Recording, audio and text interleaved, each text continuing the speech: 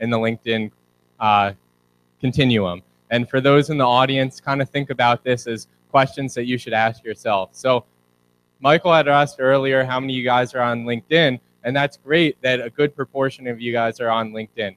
But the more important thing is not just to get on LinkedIn, but to use LinkedIn to benefit your business. So how many of you, just by raise of hands, have gotten a new customer or prospect from LinkedIn?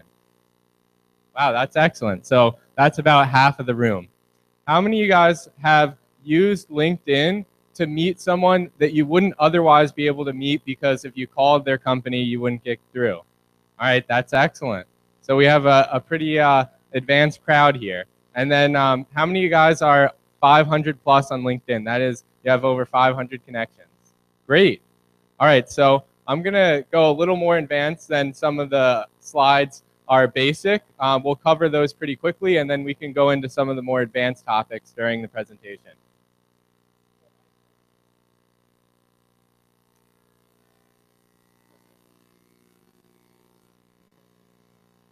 So the key objectives of today's presentation is threefold. I'm going to walk you through the basics. For those of you that are more advanced, just kind of bear with it and go through it, but I'll go through them pretty quickly. Then we're going to hit up how to become a power user. What is the 3 elements that you need to do to become a power user? And then we're going to walk through a couple sample case studies. So 3 people I know, how they used LinkedIn to advance their business and get more business. And then the key takeaways is you should understand the power of LinkedIn and to inspire you to become a power user. So the first thing is, why use LinkedIn? There's 3 primary reasons to use LinkedIn. The first is LinkedIn is your professional image. Just like Michael uses Google Plus and Facebook and a lot of the other tools for you to be able to find him and find out about his networking events, LinkedIn is your professional image. So when you go online, most of the time people are going to search for you if they want to buy from you as a person or as a business. And ultimately what's going to happen is your LinkedIn is going to be one of the top search results. And your LinkedIn is a great way for 3 things to happen. The first is for someone to learn that you're credible in your industry, whether you have a certain amount of time of experience, you have specific accomplishments, or you're a member of an association in your industry that has a certification or represents you as a professional because you might be licensed or in some way stand out above the crowd. So you can use your LinkedIn to portray your digital image beyond just an individual in a field, but as a leader in that field. The second thing is you can use it for lead generation. So it shouldn't just be to get a customer once, but it should be as a system to generate consistent customers for your business. And we'll talk about some of the techniques that you can use for that.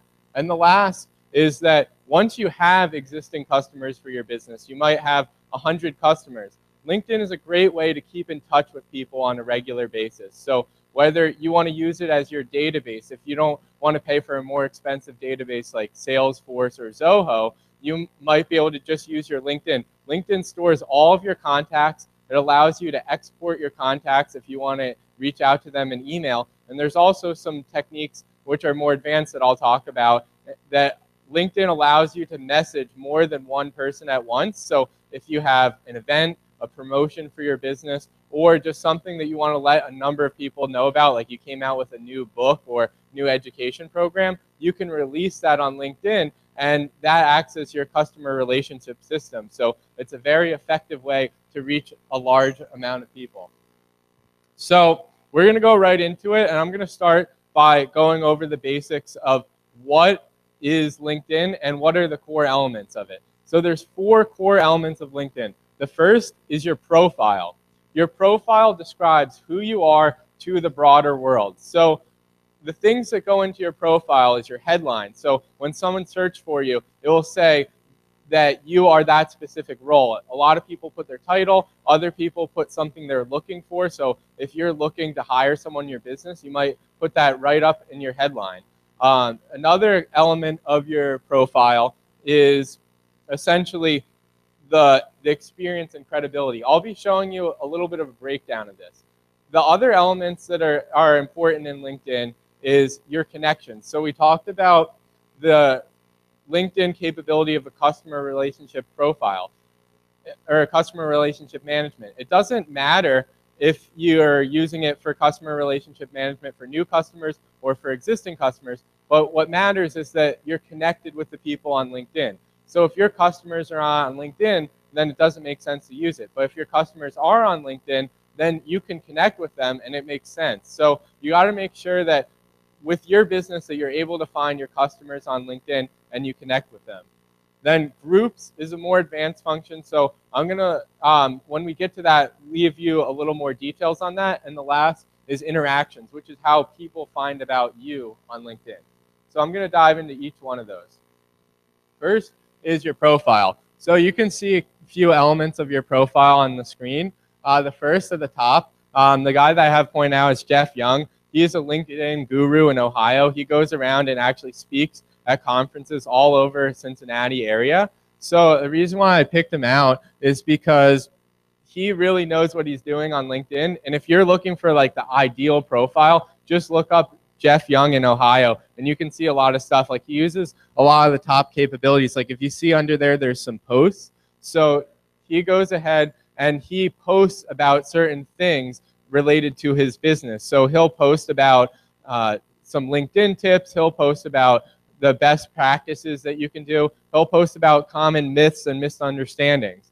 Under that, you'll see that it says summary. The summary section is your opportunity to speak to people that find you. So if they go onto your profile, the first thing they're going to see under your heading and your picture is your summary. So within your summary, it's usually about one paragraph. And most people, with their summary, they just talk about what they do in their business. And that's great. But if you have a specific objective and you want to get the most out of LinkedIn, you should put a call to action right in your summary. So if you're a realtor like Mark, and you know that you're looking for someone that has a nest egg that wants to invest in and get more than 3%, you can say right up in your profile, hey, reach out to me by phone or email if you want to have a better use of your money than just have it sit in the stock market that's not going to be doing too well, or in bonds that aren't going to be making a lot of money. So that call to action is very powerful, and it allows you to have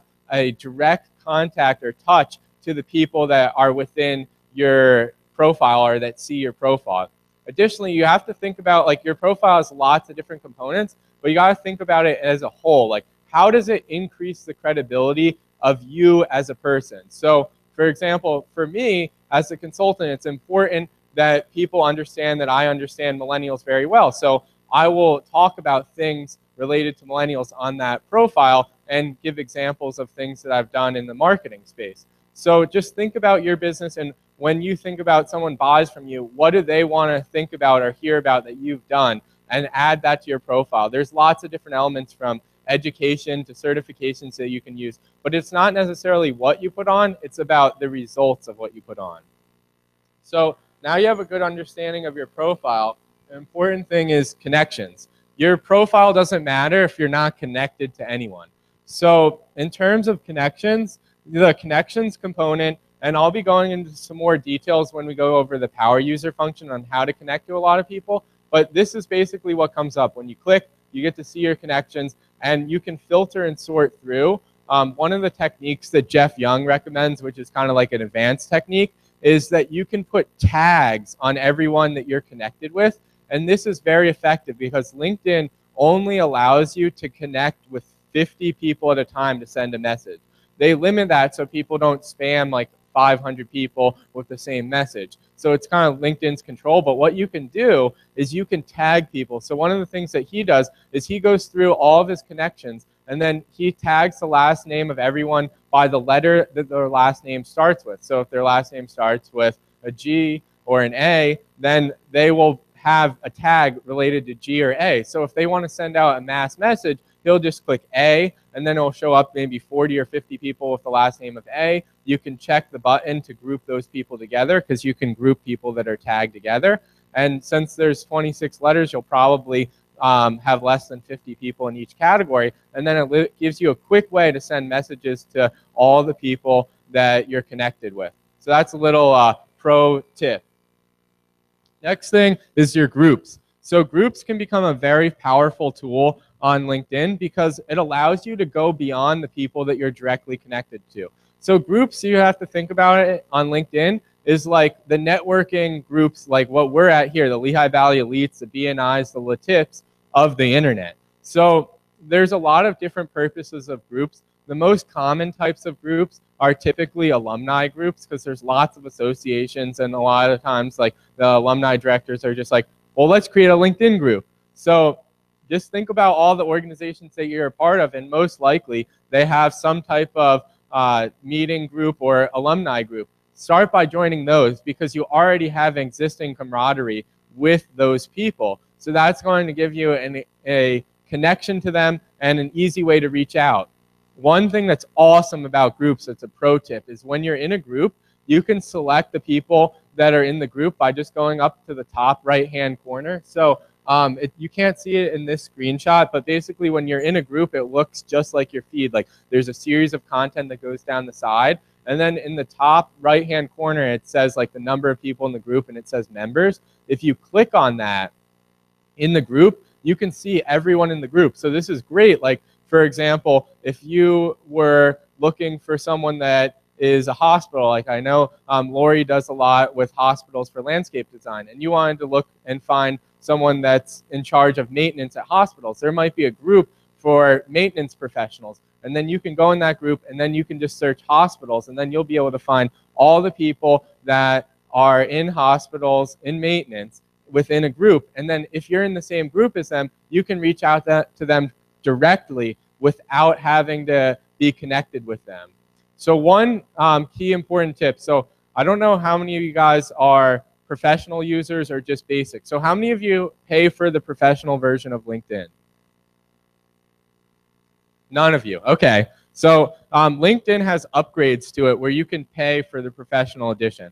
And essentially what the professional edition allows you to do, there's a number of things. Like it allows you to find people, it allows you to recruit people for jobs. But the most important thing it allows you to do is it allows you to message people that are not direct connections. So LinkedIn has 3 types of connections. It has first connections, which are people that you're connected to directly, like you clicked connect and then they accepted. Second connections, those are people that you're not directly connected with. So in other words, you might be connected with me and I might be connected with someone else, and they're directly connected with me, but they're a second connection to you.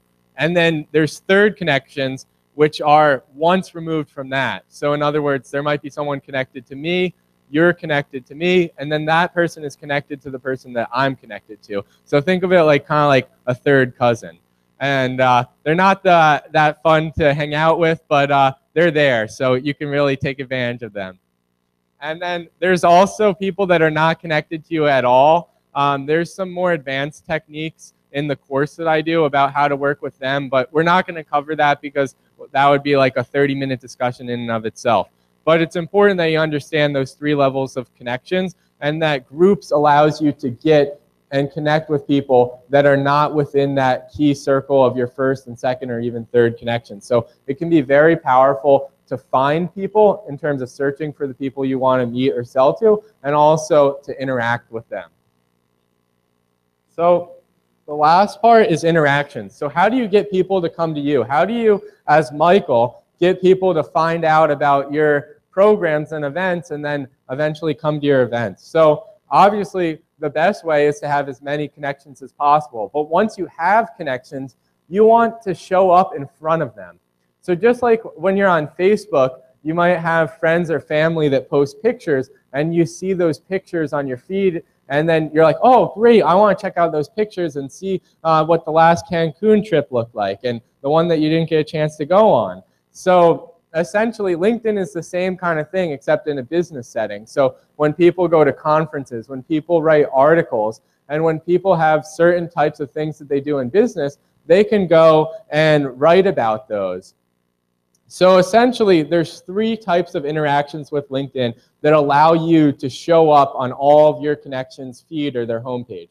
The 3 things are, first, you can like. So just like Facebook, you can find other content that people have posted. You can click the little thumbs up button, and it allows you to like it. So people will see that you are interested in it. And this is a basic level. Like, it doesn't really do that much for you, but it just allows you to show up on a few more people's feeds. So just think of it as like your online billboard. If you're doing like a few likes once a week, 5 or 10 people might be seeing you once a week. It's not going to do a lot, but it's going to get you out there. Once you master the likes, the next thing you can do is comment. So if you find something in a group, if you find something that someone posts on your feed and it's interesting to you, like let's just say someone posts an article on the new policies in China that they recently put a lot of money in the market, and you're really interested in emerging markets and you're really concerned about like the Chinese stock market is going to be even worse. What you could do is like post a comment and say, wow, that's great that Chinese are allowing their pension funds to invest. Like, hopefully that's going to protect emerging markets from being damaged more. And then other people that are interested in that might see your comment and they're going to see, wow, this person really knows their stuff. And if you're a financial planner like Amber, and the people that are seeing your feed see that you really know your stuff about emerging markets and they have some money that they want to invest, like maybe they're going to look to you as an expert and want to talk to you more because they see that you're kind of sharing what you know, you're being part of the conversation. Then from there, once you learn how to become part of a conversation, then you can master the conversation. There's 2 ways that you can control and master the conversation. The first way is you can share. And this is easy. You can share something as simple as another article that you find. So let's just say, to the example that Michael had when he played the video about the Rodale Institute, let's just say that you're really interested in organic farming, and you found an article that was great that says like the deadly dozen, the 12 worst vegetables with pesticide and the ones that you should buy organic. So if you're really interested in organic, or you have people that you know that you're connected to are interested in organic, you might want to share that article because now they know that these are the 12 vegetables that they should make sure they buy the organic vegetables instead of buying the regular vegetables. So by having that, it really gives you an opportunity to drive the conversation. And as soon as you share something, you have the ability to get comments and likes on what you share. So it can go out to not just the people that you know, but the people that like you. In other words, so if they have connections, it will go out to them. People that comment on what you have, that goes out to them. So if I was Michael in the situation where his computer wasn't working, I might go on LinkedIn and I might post something, whether it's an article or just my own post, that says like Windows 10 is very difficult to use if you're upgrading from an old computer, right? So anyone that's going through that might comment and like it and say, yeah, I agree, or this is very difficult. And then the people from Microsoft might be watching that because they actually have like very advanced third-party tools that big companies use that monitor social media. So they can see that and see, wow, someone's posting about Windows 10, and then that might attract someone to improve the software or to reach out to you directly. So that's a good way to drive the conversation. And then if you want to get a mass following, what you can do is post, which is where you write an article. LinkedIn has its own blogging component called LinkedIn Pulse. And anyone can get the app of the LinkedIn Pulse, and it has different categories from the economy to leadership to different industries like technology. And within those, they share, LinkedIn promotes for you articles that you post on certain subjects. So I wrote an article while I was doing a podcast for consultants about why podcasting is important. And what was crazy is within a few days, I had 100 people that I didn't even know that read the article and commented on it and liked it. So it allowed me to be known as someone who knows something about podcasting. So posting is great because it goes beyond just people that you know or people that comment and like you to people that LinkedIn believes are interested in a certain topic and post on it. So interacting on LinkedIn can seem like in the beginning it's just time consuming, it's just a waste of time. But if you're going to be wasting your time on Facebook anyways, you might as well do it on LinkedIn where the people that you know will find out about you and it might promote your business. So just something to think about. Now for the rest of this, we're going to go into the power user section. So I've given you some advanced tips because I know we have a little bit of advanced audience in the basics, but I want to go over 3 ways that you can go from just a LinkedIn amateur to a LinkedIn power user and really use it as a way to grow your business. So those 3 ways are to maximize your profile. So we'll talk about how you can maximize your profile. To develop your network. So how do you grow your network and get more people seeing what you're doing? And how do you interact with others? So we talked a little bit about that, but I'm going to go into the pro tips in this section. So first, how do you maximize your profile? So within your profile, there's 3 key elements. The first element is your photo and headline. So one thing that bugs me more than anything is people that think they're so amazing that they don't need a picture.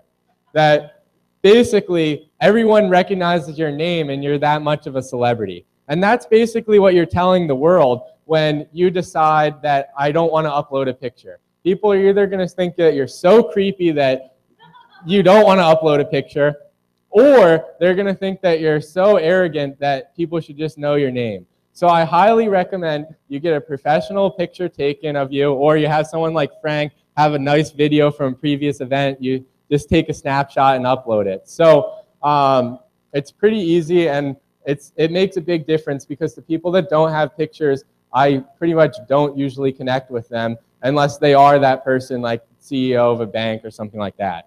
But in general, it's important that you have a photo, and it's important that you have a headline that explains who you are or what you do. There's a lot of different theories on the headline. So just to be specific, the headline is the part where it says like real estate investor right under my name.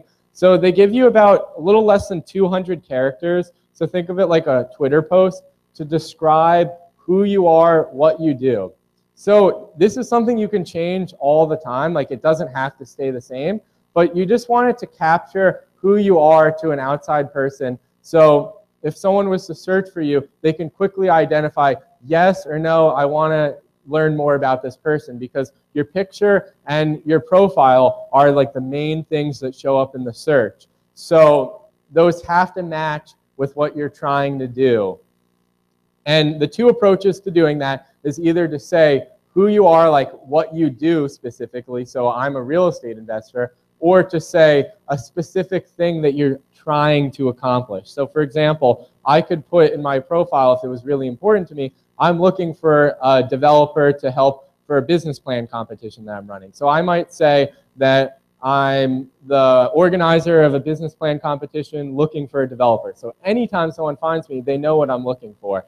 And I've seen some very interesting ones where people that are looking to raise money for their business, they might put it right up in their headline, as clear as day, what they're trying to accomplish on LinkedIn. So you don't have to be as aggressive as that, but just make sure it's clear what you do. Once you get that figured out, then the summary and call to action is important. So within the summary, describe more in detail what you do, why it matters to someone, and what they can do to connect with you if you have a call to action. You might not have a call to action, just use that to build credibility for yourself. And then we talked about this already, but in general, it's most important to think about how to make yourself credible. So whether you're talking about your experience, you're talking about things that you volunteer and do in the community, or you're talking about certain accomplishments that you have, there's no right or wrong answer. It's always on a case-by-case individual basis. So now that you have a profile, you want to build up those connections. So then you have people that know you, and you have a way to get to your audience. There's 3 ways to get to your audience. The biggest way is the way in the middle, which is uploading a lot of contacts. So I know most of you have email addresses where your email provider stores all of the people that you've emailed. And even if you don't think they do, they do.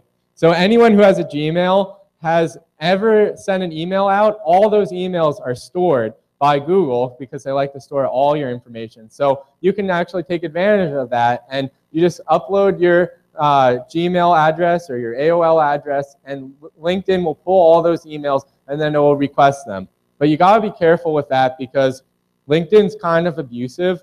So even if you don't give them permission, they're pretty much gonna request everyone you're connected with. So be ready for that.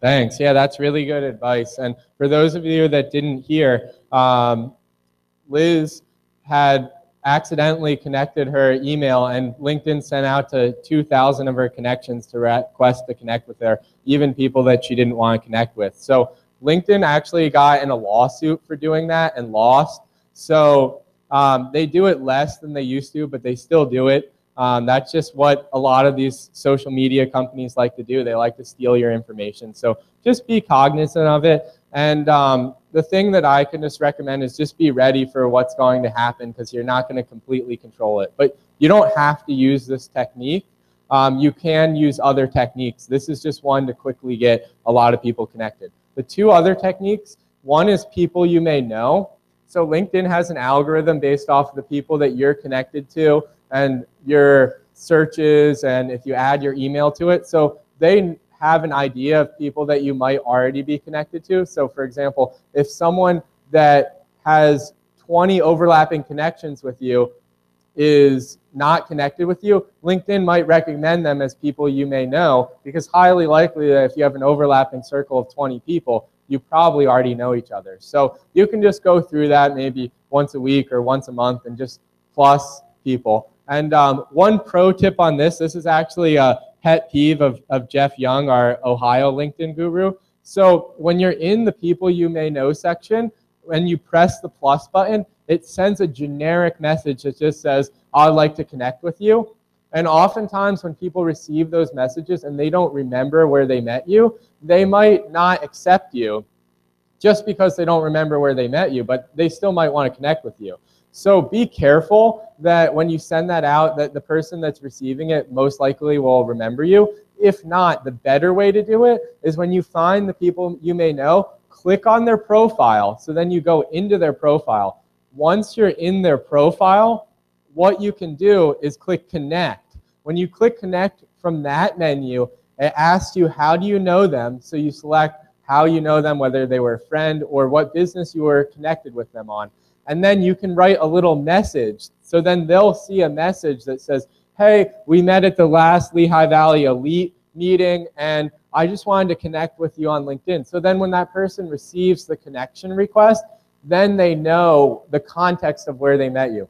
And this is extremely important because a lot of times you might find people you may know that you met 2 years ago, and they don't remember where they met you, but you just happen to remember them. So it's great if you can give them that little refresher. And the one thing to watch out for is if you connect to too many people that don't know you and they press that I don't know you, you can actually get flagged by LinkedIn and go into LinkedIn jail, where they actually prevent you from connecting to more people. So just be careful that you connect to people that recognize you, or even if they don't, that you write a message of why that they should connect with you. LinkedIn generally says as a rule that you should only connect with people you know. I'm not advocating for or against that rule, but what I'm saying is if you're connecting with people that you legitimately never met and just want to connect to because it seems interesting, at least leave them context and explain why you're connecting with them.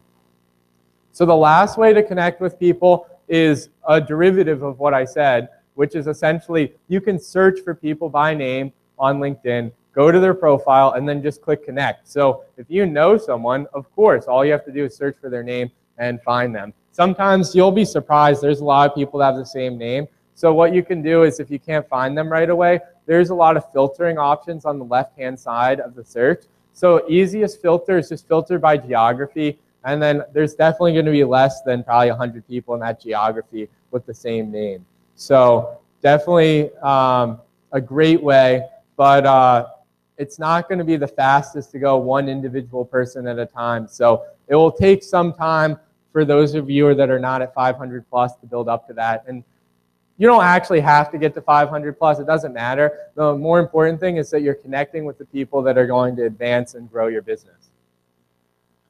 So the last element is how to interact. So we covered the basics on likes, comments, shares, and posts. There's a couple advanced tips that I want to tell you about that. First is a powerful way to interact in terms of likes, comments, and shares is not to just do it on your feed, because that's easy, but to find groups that your customers are in. join those groups and like, comment, on share on people that you want to connect with. So for example, for the business plan competition I'm working on, if I wanted to find people to enter into the competition, I might go into a group for startups, and then I might like, comment, and share on people that are commenting or talking about another business plan competition. So then they see that I'm someone that knows about business plan competitions, and then I might post into the group and says, hey, by the way, for those of you looking for another business plan competition, here's one that I'm running, and it would be great for you guys to learn more about it or check it out. So that way you're targeting people that are in a very specific area. The other thing is when you post, a lot of times posting could be very frustrating because when you start, you're not going to get a lot of traction. So one thing you can do, and a lot of the people I know that post often on LinkedIn, is you don't just post once, but you want to try and make it a regular habit. So maybe every Thursday, you're going to have Special Tips Thursday, where you're going to have special tips related to your business. And you're going to post those special tips on LinkedIn. So people can be accustomed to every Thursday, they know to look for your post. And then every time you post, you have an increasing chance that LinkedIn is going to promote your post. So you just hopefully can hit the lottery that LinkedIn is going to promote it for you. But as you kind of build up a little bit of a following, people are more likely to read what you do. And then the last part, which we didn't spend a lot of time on in the kind of call out area, is once you click on someone that has shared something, like you click on Brian, you can send them a direct message. So if you're connected with them as a first connection, you can send them a message. It works just like an email. So what's really great is a lot of people don't get a lot of messages in their LinkedIn, unless you're Michael. So essentially, when they get a message from you in their LinkedIn, you might be the only person that sent them a message that day or that week. So it's not like their inbox that's completely full. It's a lot less volume. So you're more likely to catch someone's attention because they don't have a lot of volume of messages in their LinkedIn. The other thing is if you're not a first connection with them, LinkedIn has an upgrade called InMail, which you can buy individually or you can buy through an upgrade to a premium account. So if they're not a first connection, you can send them a message through InMail. It won't say, like right here it says send a message. It will say send an InMail if they're a second, third, or not connected. And the InMail will charge you money. Basically, I think the premium account gives you anywhere between 5 and 15 messages a month that they add up, kind of like the AT&T rollover minutes. So over time, you can get them to add up, but they cap it at a certain point. So just make sure you use them if you're going to upgrade. And it can get expensive. I think it's between, yeah, it's between $1 and $5 for each message that you send.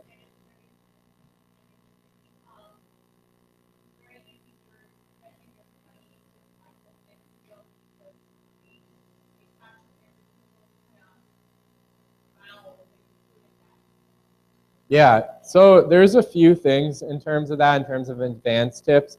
So the first thing is that make your messages count. So you might want to test the messages that you're sending to your email list before you send it on LinkedIn, so you can make sure that there's a high conversion rate. Because if you're going to be spending anywhere from $1 to $5 a message, you want to make sure that there's a very high likelihood that that converts. So that's one technique that you can use. Another thing is LinkedIn recently changed their policies.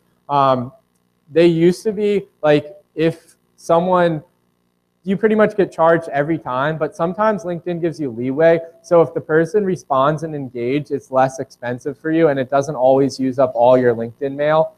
The other thing is, like I said, groups can be very powerful. So if you join a group and then you message someone in that group, it doesn't use up your InMail because the group has a slightly different messaging component than InMail because it's already saying you're in the group, which is almost akin to a first connection. So those are some tips, but it can get very complicated in calculating the ROI of messages and really trying to optimize that. So if you have questions for that in advance, like just talk to me at the end and I can kind of give you some more pro tips, but I don't want to spend too much time on that because I want to really get into a couple of our examples. So the last component I want to go through is the examples section. So essentially, I'm going to talk about 3 results of people that I know, what they got out of it, and what you can learn from it. So the first person is David Fields. David Fields is a friend of mine up in Connecticut, and what he does is he helps consultants to sell bigger deals. So if you're a consultant and you sell an average deal of, let's say, $15,000 to $20,000, he'll teach you how to sell a $75,000 deal, and that's his expertise. And what David Fields realized is that most of his customers were only people that took a lot of his time. Like, he would take an engagement and train them, and it's great, but he wanted to be able to help more people because most people can't afford him. He's extremely expensive.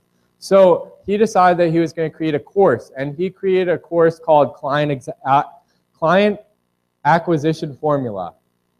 And what it was is all the things that he taught to his clients of how to get new clients and how to sell bigger deals, except there's online education. So essentially he could sell it for less money so more people could get access to it, but he wouldn't have to be as directly involved. So it's kind of more like a product. So what he did is he actually got part of a group, which is called the Solo Consultants Network. He didn't even start it. He just contacted the owner. The owner was kind of tired of running the group, and they just said, hey, David, you can run the group for me. So he's one of the best people I know at running groups. Every time he posts, he gets lots of comments, lots of interaction. So if you want to look at a group that's really great as an example, just write down Solo Consultants Network.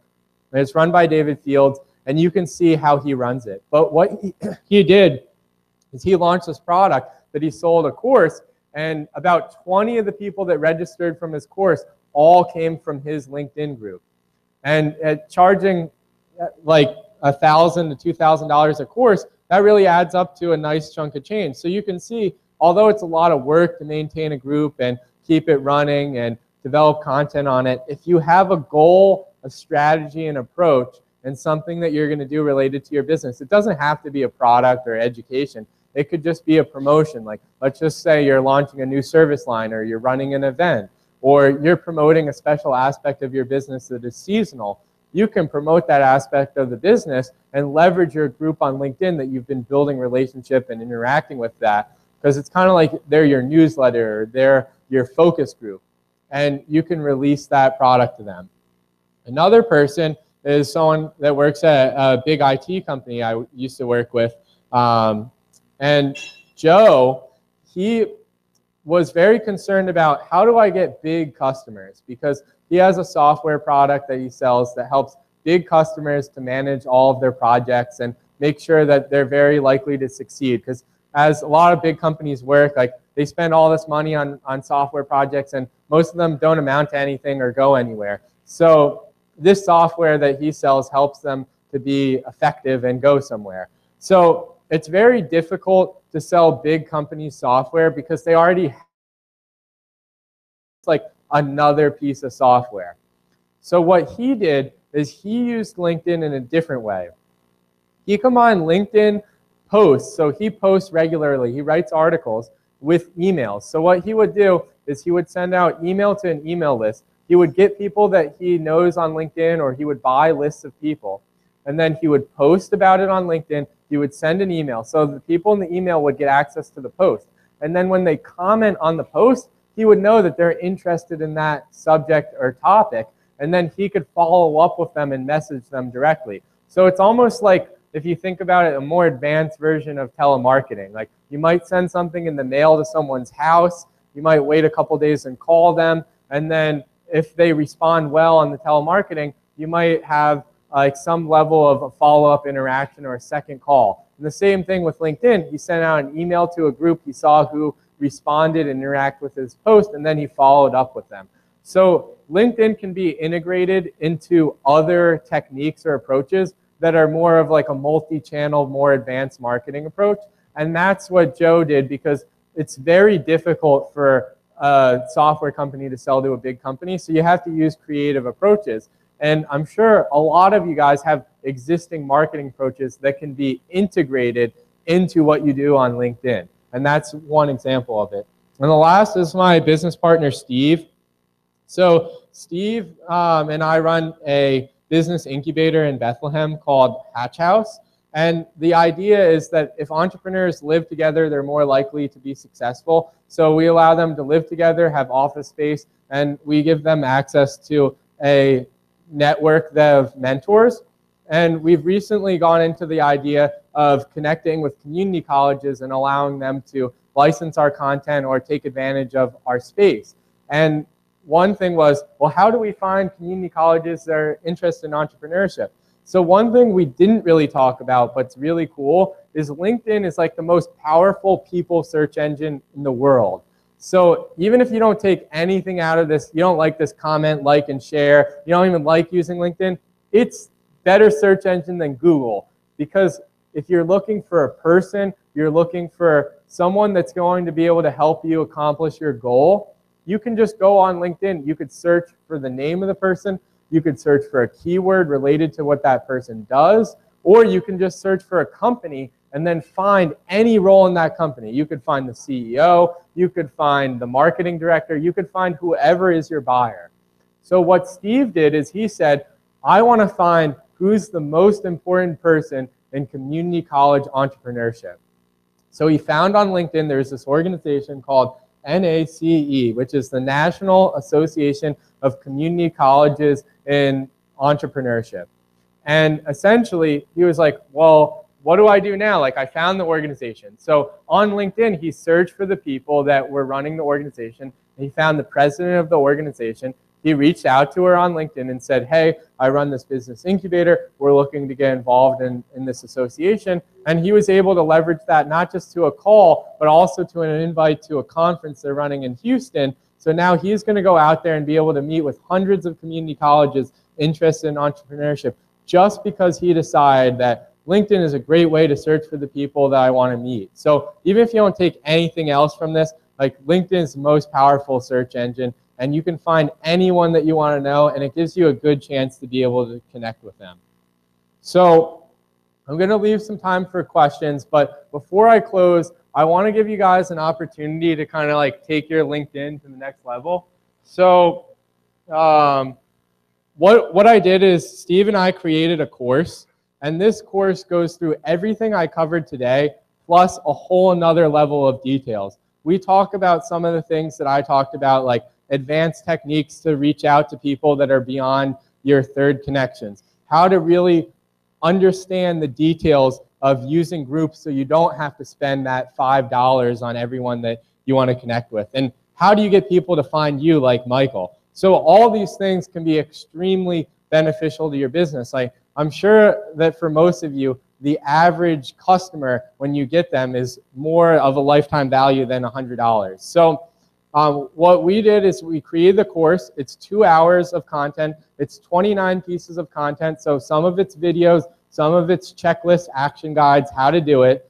And essentially, it's available on this platform called Udemy. For those of you who are not familiar, Udemy is like university and academy mixed together. There's all kinds of great courses on there. And we just use that as the platform. It stores all of our content. So if you're serious about taking your business to the next level with LinkedIn, this is how you can really take it to the next level. So you can find it on Udemy or just come to me afterwards. But because Michael brought you here to Lehigh Valley Elite, we're doing a special offer just for the people in Lehigh Valley Elite.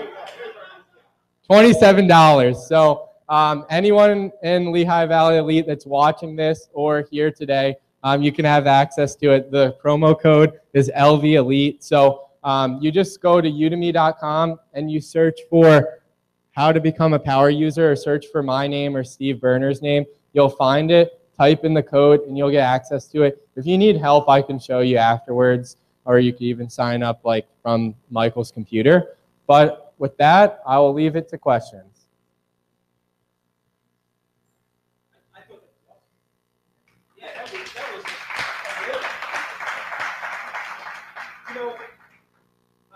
I think one of the things that people struggle with is content. And one of the reasons why I get so many requests, I'll go on my LinkedIn account real quick to show you. Let me see where. Yeah, you should probably close that out first. Okay, so this is my LinkedIn account live. One of them anyway. So these are actually requests. Let me see. Okay, so I got 11 from this morning. I get about 15, 20 a day. And the reason that happens is I'm taking your information and sharing it with 12,000 people on LinkedIn, and all that business is going right by it because you don't understand how to connect with them. And what happens is when we do these events, you know, when we go on the Lehigh Valley Elite Network and we send these events out, what happens is, let me see if I can get a page up here. Here, why don't you talk while I pull this up? Say something intelligent because I'm dying up here. Thanks, Michael. Well, why don't I open up for questions? David, I'm a big user of LinkedIn. I think I have a really solid profile, great headline, but all of a sudden I stopped getting email notifications, and I, like Michael, was getting at least, 15 connection requests a day. And each one of those requests, I respond with a personal message, thank you for the LinkedIn connection. I usually would read over their profile to find out how we could possibly do business together. Most of the time I would just say, if you're ever interested in updating your marketing, blah, blah, blah. But because I no longer get those email notifications, I'm not responding to these connections the way I used to, much less the messages. I've gone into my notifications, I've checked them, I've unchecked them, I've even written LinkedIn like you did, and I'm not getting any response, and I'm really, really frustrated with this. So will your $27 course help me with this?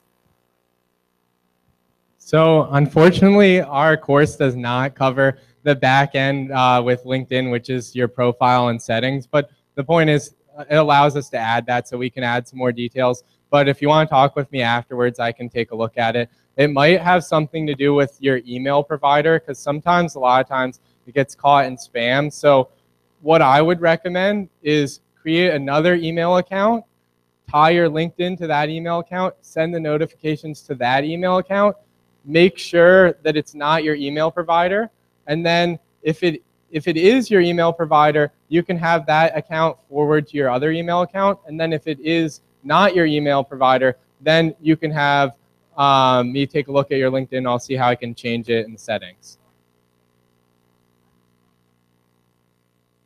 I was wondering, is there any way to put video onto LinkedIn, onto your post or something like that? Yeah, so LinkedIn has a really great tool, kind of like Facebook. When you post a link, it automatically concatenates that link and turns it into an image or a link to a video, so it shows up graphically. So when you go to the share function, you just type in the link, and LinkedIn will automatically populate that with the additional information. So you link to a YouTube video, it will show that that's a playable YouTube video.